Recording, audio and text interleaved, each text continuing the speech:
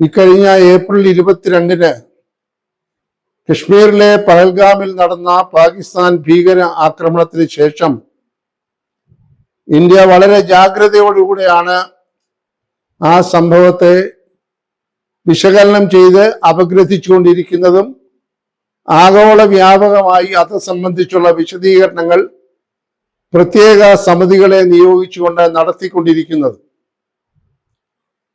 Operation Sindoor മൂലം പാകിസ്ഥാനെ വളരെ നിർണായകമായ ചില പാഠങ്ങൾ പഠിപ്പിക്കാൻ ഇന്ത്യക്ക് സാധിച്ചു എന്നുള്ളത് ആവർത്തിച്ച് ബോധ്യപ്പെടുത്തിക്കൊണ്ടിരിക്കുന്ന ഒരു കാലഘട്ടമാണിപ്പോൾ.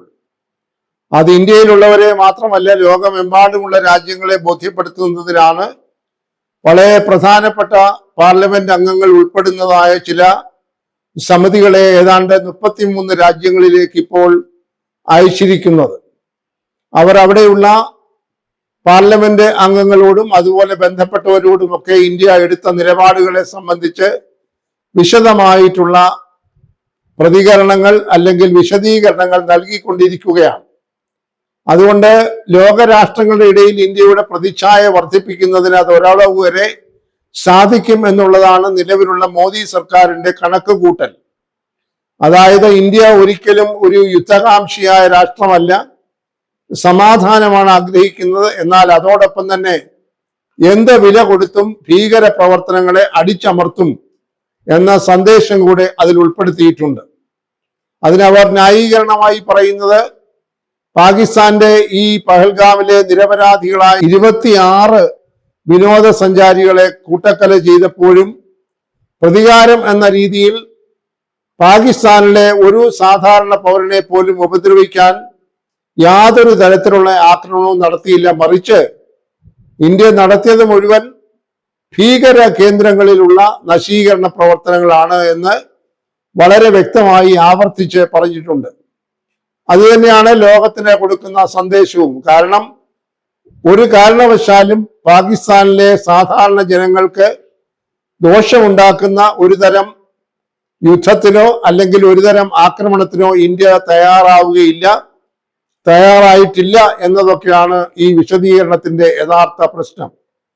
എന്നാൽ ഇപ്പോൾ വളരെ കൗതുകകരം എന്ന് പറയട്ടെ, ബഹുമാനപ്പെട്ട നരേന്ദ്രമോദി ഇക്കഴിഞ്ഞ ദിവസം ഡൽഹിയിൽ വിളിച്ചുകൂട്ടിയ അദ്ദേഹത്തിന്റെ പാർട്ടിയായ BJPയിലെ ഉന്നതന്മാരായ നേതാക്കന്മാർ, രണ്ടാം നിര നേതാക്കന്മാരെയൊക്കെ അഭിസംബോധന ചെയ്തപ്പോൾ പറഞ്ഞത്, നമ്മുടെ പാർട്ടിക്കുള്ളിൽ തന്നെ ചില ആളുകൾ ഒരു തരത്തിലും സന്ദർഭത്തിന് യോജിക്കാത്ത രീതിയിൽ ചില പ്രസ്താവനകൾ നടത്തുന്നത് നമ്മുടെ ഈ വിജയത്തിന്റെ തിളക്കത്തിന് ചില മങ്ങൽ ഏൽപ്പിച്ചിട്ടുണ്ട് എന്നാണ് അദ്ദേഹം പറയാതെ പറയുന്നത്. മധ്യപ്രദേശിലെ ഒരു മന്ത്രി, ഹരിയാനയിലെ ചില രാഷ്ട്രീയ നേതാക്കന്മാർ, BJPയിലുള്ളവർ തന്നെ, അദ്ദേഹം നേതൃത്വം കൊടുക്കുന്ന BJPയിലുള്ള ആളുകൾ തന്നെ വളരെ മോശമായ രീതിയിൽ ഇതുമായി ബന്ധപ്പെട്ട പരോക്ഷമായി പ്രത്യക്ഷമായും ബന്ധപ്പെട്ടിട്ടുള്ള ചില ആളുകളെ കുറിച്ച് മോശമായ പ്രസ്താവനകൾ നടത്തി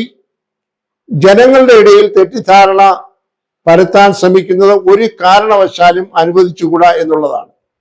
അദ്ദേഹം വളരെ ശക്തമായ താക്കീതാണ് അദ്ദേഹത്തിന്റെ തന്നെ പാർട്ടിയിലുള്ള നേതാക്കൾക്ക് കൊടുത്തിരിക്കുന്നത്. നിങ്ങൾ വല്ലതും പറയുമ്പോൾ വളരെ സൂക്ഷിച്ച് വളരെ ഗൗരവത്തോടുകൂടി മാത്രമേ പൊതുസമൂഹത്തോട് പറയാവൂ എന്ന് അദ്ദേഹം കർശനമായ താക്കീത് ചില നേതാക്കന്മാർക്ക് നൽകിയിരിക്കുകയാണ്. നമുക്കറിയാം, ഇന്ത്യയുടെ സേനയുടെ വക്താക്കളായിട്ടുള്ള ആളുകളൊക്കെ അവിടെ നടന്ന സംഭവങ്ങളൊക്കെ പൊതുസമൂഹത്തെയും ലോകരാഷ്ട്രങ്ങളെയും അറിയിച്ചപ്പോൾ അതിൽ ഉൾപ്പെട്ടിരുന്ന ആളുകളെ പോലും വളരെ മോശമായി ചിത്രീകരിക്കുന്ന രീതിയിലൊക്കെ ചില പ്രസ്താവനകൾ ഉയർന്ന സ്ഥാനത്തിരിക്കുന്ന മധ്യപ്രദേശിലെ ഒരു മന്ത്രി ഉൾപ്പെടെ നടത്തിയത് നാം ആരും മറന്നുപോയിട്ടില്ല. അദ്ദേഹത്തിന്റെ അമിതാവേശം കൊണ്ട് അദ്ദേഹം മലർന്നു കിടന്ന് തുപ്പുകയാണ് ഉണ്ടായത്. അദ്ദേഹം നടത്തിയ വളരെ വില കുറഞ്ഞ ഹീനമായ തരംതാണ പ്രഖ്യാപനം വലിയ കോളിളക്കം BJPയിൽ തന്നെ ഉണ്ടാക്കി എന്നതും നാം കണ്ടതാണ്. ഒടുവിൽ അദ്ദേഹത്തിന് രക്ഷപ്പെടുന്നതിന് വേണ്ടി മാപ്പ് പറയുകയോ തെറ്റുപറ്റിപ്പോയി എന്നൊക്കെ പറയുകയോ ചെയ്യേണ്ടതായി വന്നിട്ടുണ്ട്. എന്തായാലും അദ്ദേഹത്തിന്റെ പ്രതിച്ഛായ അദ്ദേഹം തന്നെ നഷ്ടപ്പെടുത്തി.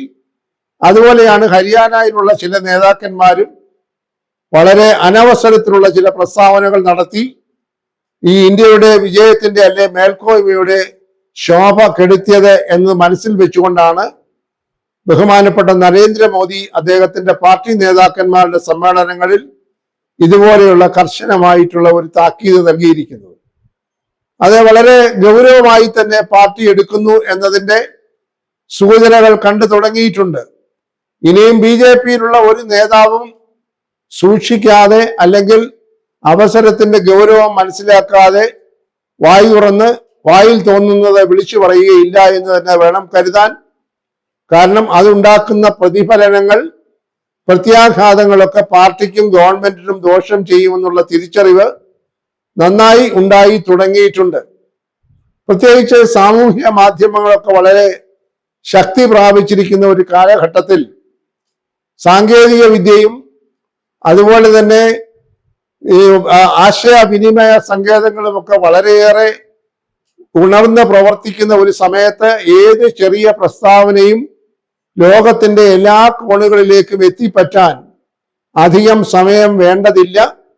അതുകൊണ്ട് ഗുണത്തേക്കാൾ ഏറെ ദോഷമേ ഉണ്ടാവുകയുള്ളൂ എന്ന തിരിച്ചറിവാണ് പ്രധാനമന്ത്രി നരേന്ദ്രമോദിയെ ഈ തരത്തിൽ ഒരു താക്കീത് കൊടുക്കാൻ പ്രേരിപ്പിച്ചത് എന്നാണ് എല്ലാവരും കരുതുന്നത്. അതായത് ഏതെങ്കിലും തരത്തിൽ നമുക്ക് നേട്ടമുണ്ടാകുമ്പോൾ അതിൽ അഭിരമിക്കാതെ അതിന്റെ സത്യാവസ്ഥ മറ്റുള്ളവരെ ബോധ്യപ്പെടുത്തുവാൻ ഉത്തരവാദിത്തത്തോടെ പെരുമാറാൻ എല്ലാവരേക്കാളും കൂടുതൽ ബാധ്യതയുള്ള രാഷ്ട്രീയ നേതാക്കന്മാർ പൊതുപ്രവർത്തനങ്ങൾ ഇത്ര ബാലിശമായി വിവരം കെട്ട രീതിയിൽ പക്വതയില്ലാതെ പെരുമാറുന്നത് ശരിയല്ല എന്നതാണ് അദ്ദേഹം പറഞ്ഞതിന്റെ എല്ലാം പൊരുൾ. തീർച്ചയായും അദ്ദേഹത്തോടൊപ്പം നിൽക്കുന്ന ഉന്നത നേതാക്കന്മാരുടെ ഭാഗത്തു നിന്നൊന്നും അങ്ങനെയുള്ള തെറ്റായ മോശമായിട്ടുള്ള പ്രതികരണങ്ങൾ ഉണ്ടായിട്ടില്ല എന്നുള്ളത് ഏറെ ആശ്വാസകരമാണ്. അത് വലിയ ഒരു തരത്തിൽ ഇന്ത്യയുടെ നിലപാടിന് ഉറപ്പിച്ചിട്ടുണ്ട്. അവരൊക്കെ മറ്റ് രാഷ്ട്ര തലവന്മാരുമായിട്ടൊക്കെ നടത്തുന്ന സമ്പർക്കത്തിലൊക്കെ വളരെ പക്വമായിട്ടുള്ള നിലപാടാണ് സ്വീകരിച്ചിരിക്കുന്നത്. നല്ല മിതത്വം പാലിക്കുന്നുണ്ട് എന്നൊക്കെ തന്നെ പറയേണ്ടിയിരിക്കുന്നു. ഇന്ത്യക്കാരെ സംബന്ധിച്ചിടത്തോളം കക്ഷി രാഷ്ട്രീയത്തിന് അതീതമായി, ജാതി മത ചിന്തകൾക്ക് അതീതമായി ഇന്ത്യ ഒറ്റക്കെട്ടാണ്. ഇന്ത്യയുടെ സുരക്ഷിതത്വവും രാജ്യത്തെ അഖണ്ഡതയും രാജ്യത്തിന്റെ ഭദ്രതയും എല്ലാം നിലനിർത്തേണ്ടത് ഓരോ ഇന്ത്യക്കാരന്റെയും കടമയാണ്, ഉത്തരവാദിത്തമാണ് എന്ന ബോധ്യത്തോടു കൂടിയാണ് പ്രതിപക്ഷ കക്ഷികൾ പോലും കഴിഞ്ഞ കുറെ നാളുകളായി പ്രവർത്തിച്ചുകൊണ്ടിരിക്കുന്നത്. അങ്ങനെ ഇടയിൽ ഈ പറയുന്ന സ്വന്തം പാർട്ടിയിൽപ്പെട്ട ആളുകൾ തന്നെ യാതൊരു വീണ്ടു വിചാരവുമില്ലാതെ, യാതൊരു രാഷ്ട്രീയ പക്വതയുമില്ലാതെ, സാമാന്യ ബുദ്ധിയെ പോലും ചോദ്യം ചെയ്യത്തക്ക രീതിയിൽ ഇതുപോലെയുള്ള ചില പ്രചരണങ്ങളുമായി അല്ലെങ്കിൽ പ്രസ്താവനകളുമായി രംഗത്ത് വരുന്നത് ഒരു കാരണവശാലും അനുവദിച്ചുകൂടാ എന്നുള്ളത് തന്നെയാണ് BJP എടുത്തിരിക്കുന്ന ശക്തമായ നിലപാട്. അത് ആവർത്തിച്ച് വ്യക്തമാക്കുകയാണ് ശ്രീമാൻ നരേന്ദ്രമോദി കഴിഞ്ഞ ദിവസം നടത്തിയത്. അതുകൊണ്ട് ഇനിയും BJP നേതാക്കന്മാർ പ്രസ്താവനകൾ പരസ്യമായി നടത്തുമ്പോൾ മാധ്യമ ശ്രദ്ധ പിടിച്ചു കിട്ടുന്നതിന് വേണ്ടി ഇതുപോലെയുള്ള വിവരക്കേടുകൾ അല്ലെങ്കിൽ അപക്വമായ പ്രസ്താവനകൾ നടത്താൻ പാടില്ല. അത് സംബന്ധിച്ചുള്ള കർശനമായിട്ടുള്ള വിലക്കുകൾ ഇനിയും കൂടുതൽ ഉണ്ടാകും. ജാഗ്രത പുലർത്തിയെങ്കിലേ പറ്റുകയുള്ളൂ. ഉത്തരവാദപ്പെട്ട ആളുകൾ മാത്രമേ വക്താക്കളായി മാധ്യമങ്ങളെ സമീപിക്കാൻ പാടുള്ളൂ. ഇങ്ങനെയുള്ള കർശനമായ വ്യവസ്ഥകൾ ഇപ്പോൾ കുറെ കൂടെ ബലപ്പെടുത്തിയിരിക്കുകയാണ്. അതുകൊണ്ട് BJP ഇനിയുള്ള ഇത് സംബന്ധിച്ചുള്ള നിരീക്ഷണങ്ങൾ നടത്തുമ്പോൾ രണ്ടു വട്ടം ആലോചിക്കും എന്നാണ് കരുതുന്നത്.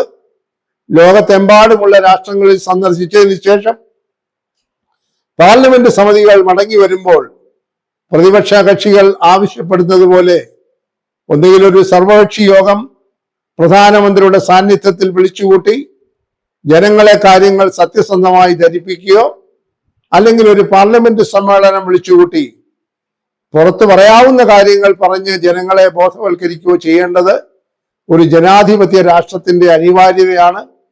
ആ ഒരു ജനാധിപത്യ ബോധം ഭരിക്കുന്ന BJP സർക്കാർ കാട്ടുമെന്നാണ് എല്ലാവരും പ്രതീക്ഷിക്കുന്നത്. അത് ആവശ്യവുമാണ്. ജനങ്ങൾക്ക് അറിയാനുള്ള അവകാശമുണ്ട്. പക്ഷേ അതൊരിക്കലും രാജ്യത്തിന്റെ സുരക്ഷയെ ദോഷകരമായി ബാധിക്കുന്ന തരത്തിൽ ആകാൻ പാടില്ല എന്ന കാര്യം ഭരണകക്ഷിയോടൊപ്പം തന്നെ പ്രതിപക്ഷ കക്ഷികൾക്കും ഉണ്ട് എന്ന് കരുതണം. അതുകൊണ്ട് പ്രതിപക്ഷ പാർട്ടികളെയും വിശ്വാസത്തിലെടുത്തുകൊണ്ടായിരിക്കണം ഇത്തരം കാര്യങ്ങളിൽ ഒരു പൊതു സമീപനം സ്വീകരിക്കേണ്ടത് എന്ന ഒരു സന്ദേശം കൂടിയാണ് ഇപ്പോൾ പുറത്തു വന്നുകൊണ്ടിരിക്കുന്നത്.